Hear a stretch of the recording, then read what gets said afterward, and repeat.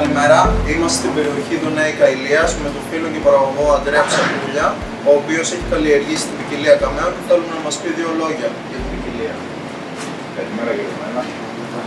Είναι η δεύτερη χρονιά που την καλλιεργούμε. Πέρυσι τη δοκιμάσαμε, την καλλιεργήσαμε σε δοκιμαστικό στάδιο, σε μια μικρή έκθεση. Φέτος την έχουμε καλλιεργήσει σε μια μεγαλύτερη έκθεση, γύρω στα 25 στρέμματα. Είναι μια πατάτα η οποία κάνει την εγχώρια αγορά γιατί είναι τίγανο πατάτα. Έχει χρυσή επιδερμίδα, είναι ευκολοσυντήρητη στο ψυγείο και κρατάει τα χαρακτηριστικά της στο θέμα τηγανίσματος.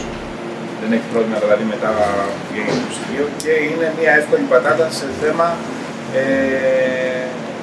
περαινόσπορου, αλτενάριας και βακτηρίου, η οποία δεν έχει πολλές απαιτήσεις.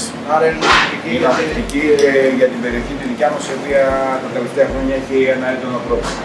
Ωραία, ευχαριστούμε πάρα πολύ, Αντρέα.